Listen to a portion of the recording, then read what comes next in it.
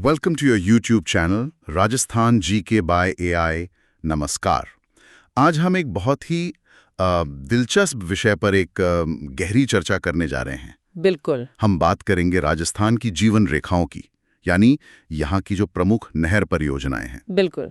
ये सिर्फ इंजीनियरिंग के कमाल नहीं है, बल्कि ये वो कहानियां हैं जिन्होंने रेगिस्तान की जमीन पर हरियाली ला दी और लाखों लोगों की जिंदगी बदल दी। सही कहा। और ये टॉपिक हमारे चैप्टर नंबर 17 का हिस्सा है। बिल्कुल सही कहा। अक्सर हम सिर्फ नहरों के नाम और उनकी लंबाई याद कर लेते हैं, लेकिन आज हम पर्दे के पीछे झांकेंगे।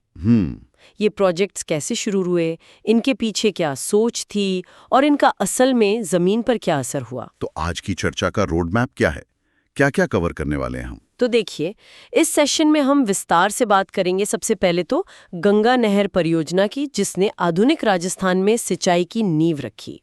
फिर गंगा नहर लिंक चैनल, जो एक जरूरत के वक्त एक ब्रिलियंट सोल्यूशन बनकर सामने आया। उसके बाद सिद्धमुख नहर परियोजना, जिसने रावी व्यास नदियों के जो एक्स्ट्रा पानी है उसको काम में लिया। अच्छा। फिर हम चलेंगे गुड़गांव नहर परियोजना की तरफ, जो एक अंतर्राज्य सहयोग का बेहतरीन उदाहरण है। राइट। और आखिर में भरतपुर नहर परियोजना पर भी एक नजर डालेंगे। बहुत बढ़िया। तो चलिए शुरू करते हैं उस परियोजना से जिसने सबकी नींव रखी, गंगा नहर परियोजना।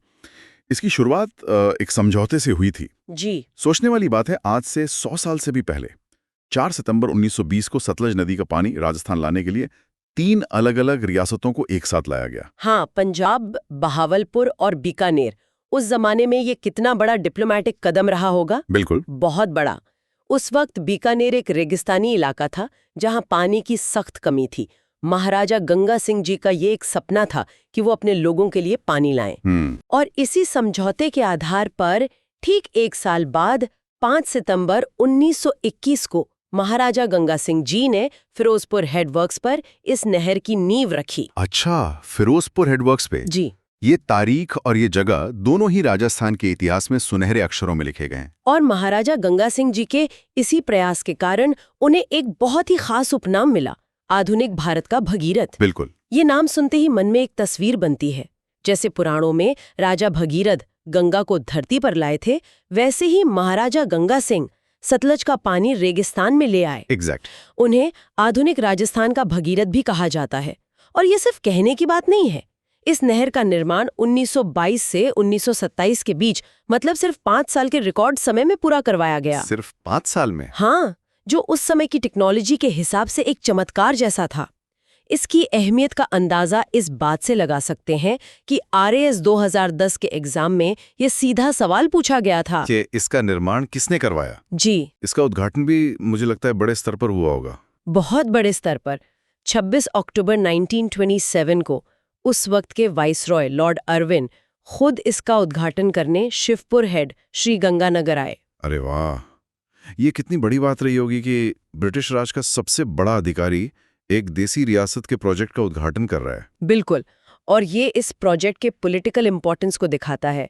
एक और दिलचस्प किस्सा इसी दिन से जुड़ा है। क्या? उद्घाटन के दिन ही लॉर्ड अर्विन ने रामनगर नाम की जगह का नाम बदलकर महाराजा गंगा सिंह के सम्मान में गंगानगर रखा था। अच्छा, तो आज जिसे हम श्री गंगानगर के नाम से जानते हैं, उसका जन्म इस नहर के साथ ही हुआ था। बिल्कुल। तो अब जरा इसके रास्ते को समझते हैं। ये निकलती कहाँ से और जाती कहाँ तक है? देखिए, ये नहर सतलज नदी से पंजाब के फिरोजपुर के पास हुसैनीवाला से निकाली गई है। ओके, हुसैनीवाला से। जी। वहां से ये पंजाब में सफर करती है और फिर राजस्थान के श्री गंगानगर जिले में खाखा नाम की जगह से प्रवेश करती है। खा से। और इसका जो अंतिम छोर है वो शिवपुर हेड है, जिसे फतुही भी कहते हैं। इसकी लंबाई के बारे में भी बताइए। मुझे लगता है इसमें एक सरप्राइजिंग फैक्ट है। हाँ है। इसकी कुल लंबाई है 129 किलोमीटर। लेकिन हैरान करने वाली बात यह है कि इसका बड़ा हिस्सा यानी 112 किलोमीटर पंजाब में है। अच्छा। राजस्थान में इसकी मुख्य नहर की लंबाई सिर्फ 17 किलोमीटर है। सिर्फ 17 किलोमीटर? फिर इसका इतना बड़ा असर कैसे हुआ, ये मैं भी सोच रहा था। असर हुआ इसकी वितरिकाओं से, मतलब इसकी डिस्ट्रीब्यूटरीज और ब्रांचेस से। अगर हम इसकी सारी छोटी बड़ी शाखाओं जैसे लक्ष्मी नारायण जी, लालगढ़, करणी जी और समीजा को जोड़ लें तो इसका नेटवर्क 1280 किलोमीटर लंबा हो जाता है। अरे वाह, 1280 किलोमीटर। जी। ये शाखाएं जाल की तरह फैलकर पानी को खेत खेत तक पहुंचाती हैं। ये शिवपुर, श्री गंगानगर, जोरावरपुर, पदमपुर, रायसिंह नगर, सरूपसर से होते हुए अनूपगढ़ तक सिंचाई करती है। मतलब मुख्य नहर एक हाईवे की तरह है और ये वितरिकाएं वो गलियां हैं जो पानी को हर घर यानी हर खेत तक ले जाती है। बिल्कुल सही समझे। और इसका असर देखिए, इस नहर ने श्री गंगानगर की मशहूर बुढ़ा जोहर झील को भी पानी दिया। और सबसे बड़ी बात, इसने श्री गंगानगर को राजस्थान का धान्यागार या अन्न का कटोरा बना दिया। अन्न का कटोरा? जी, जिस जमीन पर पहले कंटीली झाड़ियां उगती थीं, वहां अब गेहूं, कपास और किन्नू के बगीचे लहलहाते हैं। इसीलिए इसे श्री गंगानगर की जीवनदायिनी कहते हैं। ये एक लाइफलाइन है। तो इससे पहले क्या होता था? मतलब क्या गंगानगर में सिंचाई का कोई साधन नहीं था? हाँ, लेकिन बहुत सीमित। ब्रिटिश काल में सरहिंद नहर और पश्चिमी यमुना नहर से थोड़ी बहुत सिंचाई होती थी, पर वो मौसमी नहरें थी। अच्छा, मतलब सीजनल। हाँ, यानी जब बारिश होती या नदी में पानी होता तभी उनमें पानी आता था। पूरे साल सिंचाई की कोई गारंटी नहीं थी। गंग नहर ने ये स्थिति बदल दी। ये साल भर पानी लाई। इतनी पुरानी नहर है तो इसमें समय के साथ कुछ सुधार या मॉडर्नाइजेशन की भी जरूरत पड़ी होगी? जरूर पड़ी। समय के साथ नहर पुरानी हो गई थी, जगह जगह से टूट फूट रही थी। इसीलिए केंद्रीय जल आयोग ने 31 मई 2000 को इसके आधुनिकीकरण का काम शुरू किया, जो 2008 तक पूरा हुआ। ओके, 2000 में शुरू हुआ। जी, इससे इसकी पानी ले जाने की क्षमता बढ़ गई। कितना फर्क आया इस मॉडर्नाइजेशन से पानी की उपलब्धता में? जमीन आसमान का। पहले राजस्थान को इस नहर से 0.33 MAF पानी मिलता था। MAF यानी मिलियन एकड़ फुट, जो पानी की एक बहुत बड़ी मात्रा है। हाँ, मॉडर्नाइजेशन के बाद ये बढ़कर 1.44 MAF हो गया। 0.33 से सीधे 1.44, ये तो 4 गुना से भी ज्यादा है। इसका मतलब तो किसानों की किस्मत ही बदल गई होगी। बिल्कुल, इसका मतलब है ज्यादा खेत, ज्यादा फसल और बेहतर आमदनी। इसीलिए गंग नहर को भारत की सबसे पुरानी और विकसित नहर परियोजनाओं में से एक माना जाता है। इसे राजस्थान की पहली सिंचाई परियोजना भी कहते हैं। और हाँ, इसका पुराना नाम बीकानेर नहर था, जो बाद में गंगा नहर हो गया। कमाल है, एक इंसान का सपना कैसे पूरे इलाके की तस्वीर बदल सकता है। लेकिन एक पुराने सिस्टम को मॉडर्न बनाने में चैलेंजेस भी आते हैं। जैसे जब गंगा नहर को रिपेयर किया जा रहा था, तो गंगानगर में पानी की सप्लाई कैसे जारी रखी गई होगी? बहुत अच्छा सवाल है, और इसी सवाल का जवाब है हमारी अगली परियोजना, गंगा नहर लिंक चैनल। अच्छा, ये एक तरह का बाईपास था। जैसे मेन हाईवे पर रिपेयर चल रहा होता है तो ट्रैफिक के लिए एक ऑल्टरनेट रूट बना देते हैं ना। हाँ बिल्कुल। बस ये वही था। इसका निर्माण 1994 में इसी मकसद से किया गया। अच्छा, तो ये एक टेम्पररी सोल्यूशन था जो एक तरह से परमानेंट बन गया। हाँ, कह सकते हैं। इसका मुख्य उद्देश्य यही था कि जब गंगा नहर के पुनः निर्माण का काम चले तो किसानों को पानी मिलता रहे। इसके लिए इंदिरा गांधी नहर परियोजना से पानी इस लिंक चैनल में डाला जाता था। ये 80 किलोमीटर लंबा चैनल हरियाणा के लोहागढ़ से निकलता है, जहां से इंदिरा गांधी नहर भी निकलती है। बिल्कुल। और ये हरियाणा और पंजाब से होता हुआ गंगानगर के साधुवाली हेड पर गंगा नहर से जुड़ जाता है। इसकी फंडिंग कैसे हुई? ये भी एक इंटरेस्टिंग एस्पेक्ट होगा। हाँ, इसका फंडिंग मॉडल अलग था।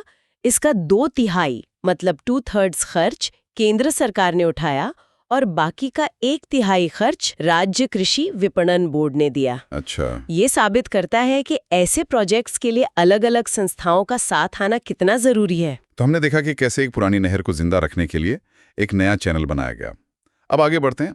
अगला कदम था जो नदियों का एक्स्ट्रा पानी हर साल बारिश में समुद्र में बह जाता है, उसका इस्तेमाल कैसे किया जाए। सही पकड़ा। और यहाँ आती है सिद्धमुख नहर परियोजना। जी, रावी और व्यास नदियों में मॉनसून के दौरान जो अतिरिक्त जल या सरप्लस वाटर होता है, उसे राजस्थान के सूखे इलाकों तक पहुंचाना इस परियोजना का लक्ष्य था। इसकी नींव किसने रखी? इसकी नींव 5 अक्टूबर 1989 को उस समय के प्रधानमंत्री श्री राजीव गांधी ने रखी थी। लेकिन मैंने सुना है कि इस प्रोजेक्ट की फंडिंग में कुछ परेशानियां आई थी। हाँ, इसकी कहानी में एक ट्विस्ट है। शुरुआत में इस प्रोजेक्ट को यूरोपियन आर्थिक समुदाय मतलब यूरोपियन इकोनॉमिक कम्युनिटी से आर्थिक सहायता मिल रही थी। ओके। लेकिन कुछ कारणों से उन्होंने बाद में सहायता बंद कर दी। प्रोजेक्ट अधर में लटक गया। फिर नाबार्ड यानी national bank for agricultural and rural development आगे आया और उसके आर्थिक सहयोग से ये काम पूरा हुआ। ये तो काफी उतार चढ़ाव भरा सफर रहा। तो ये आखिरकार कब शुरू हुई? इसका लोकार्पण श्रीमती सोनिया गांधी ने हनुमानगढ़ जिले की भादरा तहसील के भिराणी गांव में 12 जुलाई 2002 को किया। अच्छा, 2002 में? जी। और यहीं भराणी गांव से ये नहर राजस्थान में प्रवेश करती है। इस परियोजना को अब राजीव गांधी नहर परियोजना के नाम से भी जाना जाता है। इससे किन-किन इलाकों को फायदा हुआ? गंगा नहर ने तो गंगानगर की किस्मत बदली, इसने कहाँ असर दिखाया? इसने उन इलाकों को पानी पहुंचाया जहां सिंचाई की सुविधा न के बराबर थी। मुख्य रूप से हनुमानगढ़ जिले की नोहर और भादरा तहसील और चुरू जिले की राजगढ़ और तारानगर तहसील में इससे सिंचाई की व्यवस्था हुई। इसने चुरू जैसे रेगिस्तानी जिले के कुछ हिस्सों में खेती को संभव बनाया। अच्छा। इस नहर से राजस्थान को सिंचाई के लिए 0.47 MAF जल मिलता है। अब तक हमने जिन प्रोजेक्ट्स की बात की वो मुख्य रूप से बीकानेर, गंगानगर, हनुमानगढ़ के इलाकों से जुड़ी थी। अब थोड़ा पूर्वी राजस्थान की तरफ चलते हैं, जहां यमुना नदी के पानी का इस्तेमाल किया गया। जी। अगली परियोजना है गुड़गांव नहर परियोजना। जी हाँ, ये हरियाणा और राजस्थान की एक संयुक्त परियोजना है। इसका काम 1966 में शुरू हुआ और ये 1985 में बनकर तैयार हुई। इसका मुख्य लक्ष्य था यमुना नदी के मॉनसून काल के पानी का उपयोग करना, जो पहले बिना इस्तेमाल हुए आगे बह जाता था। इसका सोर्स कहाँ है और राजस्थान में ये कहाँ से आती है? ये नहर यमुना नदी से दिल्ली के पास ओखला से निकाली गई है। ओखला से? जी। वहां से ये हरियाणा में बहती है और फिर राजस्थान में भरतपुर जिले के जुरहरा गांव से प्रवेश करती है। राजस्थान में इसकी कुल लंबाई 58 किलोमीटर है। यहाँ एक छोटा सा अपडेट है ना? जिलों के पुनर्गठन के बाद इससे लाभान्वित होने वाले इलाकों में कुछ बदलाव आया है। बिल्कुल सही। पहले हम कहते थे कि इससे भरतपुर जिले की कामा और डीग तहसीलों को सिंचाई मिलती है। राइट। लेकिन अब डीग एक नया जिला बन गया है, तो अब हम कहेंगे कि इससे मुख्य रूप से डीग जिले को सिंचाई का लाभ मिलता है। ये छोटे छोटे अपडेट्स पर ध्यान देना जरूरी है। सुना है इसका नाम भी बदल गया है। हाँ, इसका नाम बदलकर अब पश्चिमी यमुना लिंक नहर परियोजना कर दिया गया है।